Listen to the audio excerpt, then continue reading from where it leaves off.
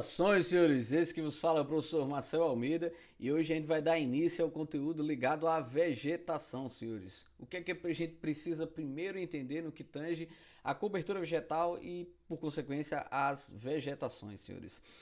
A gente precisa entender que ela é aquilo que o clima é. O que é que significa isso? O clima tem uma interferência direta na característica da paisagem e da formação vegetal.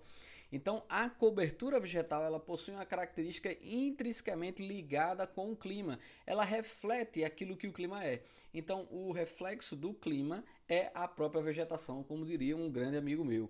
Então, senhores, quando a gente analisa dessa forma, a gente compreende que todos os biomas dos quais nós iremos perpassar, eles possuem essa característica muito ligada à condição geoclimática. Então, o clima ele vai predeterminar essas classificações das quais nós iremos assistir hoje, nós iremos estudar hoje, mas e posteriormente também nos biomas quando a gente for entender. Certo que esse conteúdo de biomas também é muito estudado pela biologia. A biologia acaba pegando o todo e mais um pouco que é com relação à flora e à fauna. Enquanto a geografia muito se estuda no que tange aos domínios morfoclimáticos. Então ele tem uma análise da hidrografia, tem uma análise do relevo, tem uma análise do solo, tem uma análise do próprio clima e aí por consequência a gente tem os biomas em si da forma que a gente vai estudar. Mas a gente vai se apanhar, lógico, diretamente ligado à ciência geográfica. Então vamos seguir. Nós temos aí dois conceitos ligados a biomas e ecossistemas. O primeiro aí, biomas, conjunto de vida vegetal ou animal definido pelo agrupamento de tipos de vegetação contínuos e identificáveis em escala regional com condições geoclimáticas similares. Então é isso, senhores. As condições geoclimáticas fazem com que a característica da formação vegetal ela possua características parecidas, idênticas, que faz com que se coloque em um mesmo patamar, nesse caso, num mesmo bioma. Já o ecossistema, a gente tem um complexo mais dinâmico de comunidades de plantas, animais, micro-organismos, que aí é muito mais parte da própria biologia. Vamos seguir para a análise geográfica, a gente vem para um gráfico que é bem importante para vocês, que é esse gráfico relacionado com o clima e os biomas.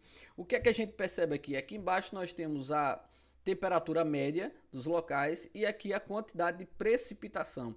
Então, quanto menor a temperatura, por exemplo, mais a característica de uma vegetação ligada aos círculos polares, a condição de altitudes, os Alpes em si.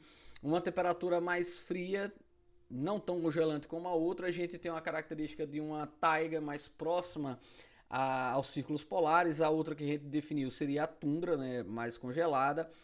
Uma característica temperada dentro da zona climática temperado, que aí a gente já tem a própria floresta temperada, as pradarias, os pampas, os estepes.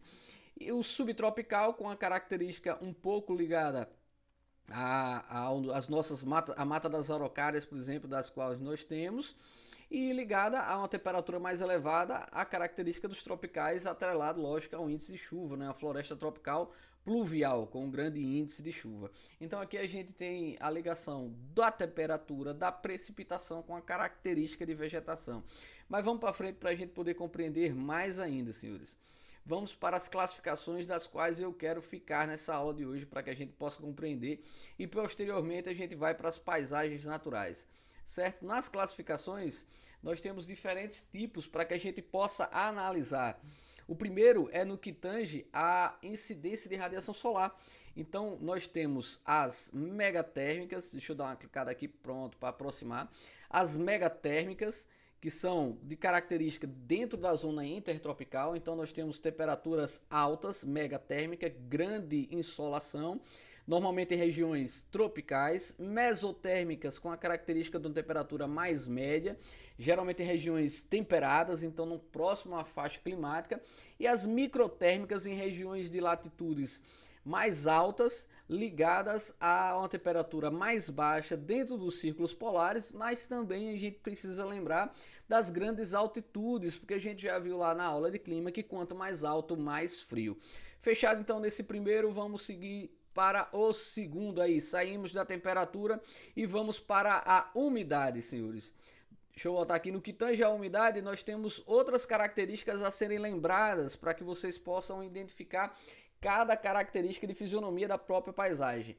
As hidrófilas, que são vegetações adaptadas às condições de ambiente aquático, então estão embaixo de água. As higrófilas, que estão adaptadas às áreas muito úmidas, principalmente aquelas vegetações que estão nas matas ciliares de rios, né, nas margens de rio, uma vegetação de várzea, porque a várzea é o local onde o rio, em dado momento, momento de cheia, ele deposita suas águas. Então esse tipo de vegetação ela está adaptada a esses dois momentos. A mesófila, em médias umidades, então a gente está olhando aí para características principalmente dentro da faixa climática ligada ao temperado.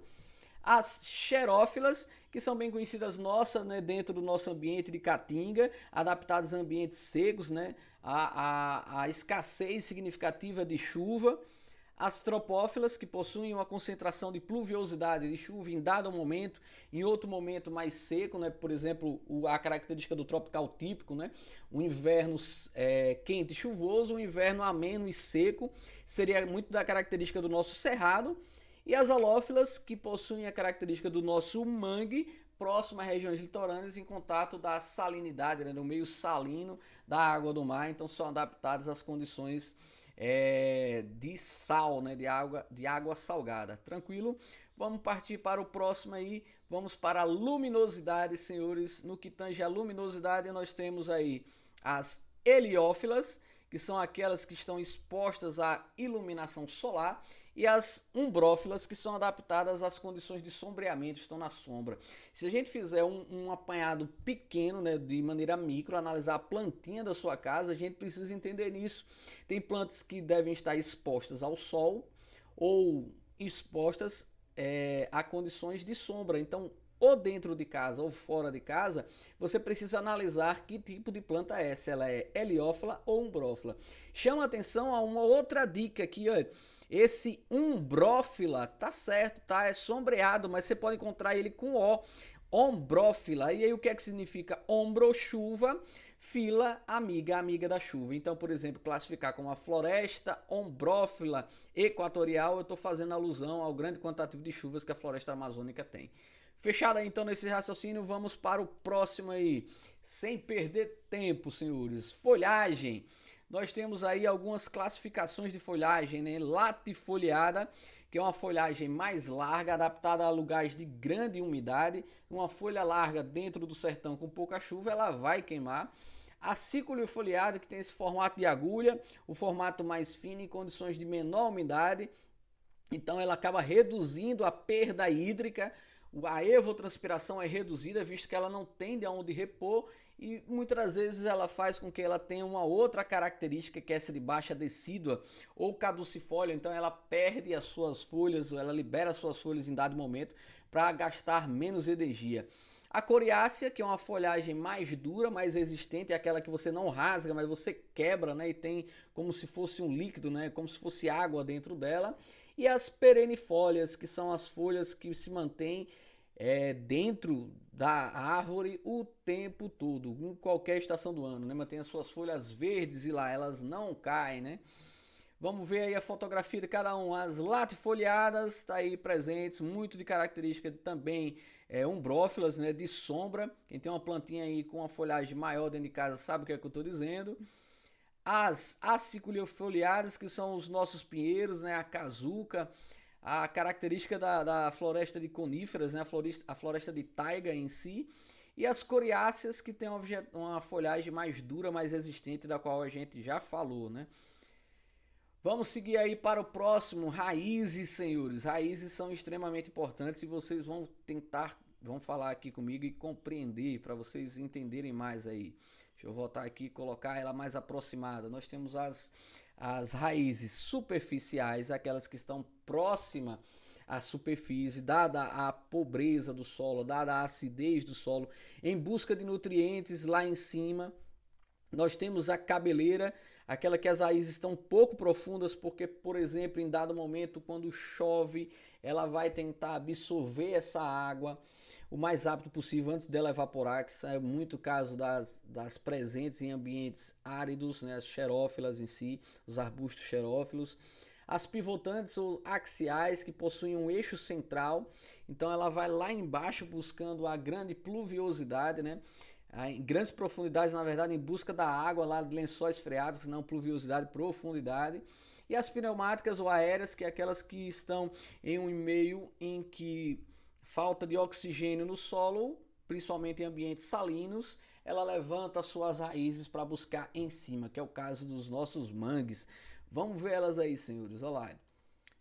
A superficial, aqui na superfície em si, aí eu dou um adendo assim, como é que a gente escolhe uma vegetação dessa, uma árvore dessa, para estar, por exemplo, nas nossas ruas ou nas nossas casas. Claro que ela vai estourar a calçada, claro que ela vai estourar a rua. Eu não estou aqui falando para se retirar árvores de forma nenhuma, deve se plantar pelo conforto térmico que ela traz em função do albedo, mas escolher qual espécime plantar, que é o mais importante. Nem deve estar caindo muitas folhas para não sujar e principalmente a sua raiz não deve ser superficial. Nós temos aí a cabeleira, fica um pouco profundas, né, para que possa absorver os nutrientes mais rápido possível. As pivotantes, que vai lá profundamente buscar água lá embaixo. E as aéreas, que são dos nossos mangues, né, lá presentes. Perceba que ela tem essa característica aí do levante em si das suas raízes. No próximo, para a gente finalizar, a estratificação, nós temos 3 níveis de estratos, que é o estrato arbóreo, as nossas árvores, o estrato arbustivo, os nossos arbustos, e o herbáceo, que contém também as gramíneas, uma vegetação de porte rasteiro. Deixa eu colocar aqui a fotografia para que vocês possam visualizar. Arbóreo, arbustivo e herbáceo, compreendendo as gramíneas. Senhores, se eu fosse fazer uma pergunta da seguinte forma: qual é a diferença em si, então, do bioma da Caatinga e do bioma do Cerrado, senhores? O que é que diferencia? Um tem um maior quantitativo de chuva, lógico, mas o que diferencia não é nem a chuva que está, a água que está em cima, mas a que está embaixo, né? A diferença da Caatinga para o Cerrado está nas águas subsuperficiais, né? Abaixo, os lençóis freáticos. As raízes profundas do Cerrado faz com que ele vá buscar água lá embaixo, por isso que é chamado muito de floresta invertida, né? Porque para baixo tem muito galho, ou desculpa, galho não, muita raiz, né? Já a Caatinga tem uma raiz pouco profunda, até porque o solo também é raso, em virtude da diminuição do intemperismo químico pela ausência ou escassez da chuva. Essas raízes, elas ficam mais próximas, porque não busca água lá embaixo, ela fica esperando a bênção que veio do céu, da chuva, para poder coletar aí nas suas raízes antes de evaporar em virtude do calor. Tranquilo, senhores? Forte abraço e até a próxima aula, ligada agora com os biomas. Valeu!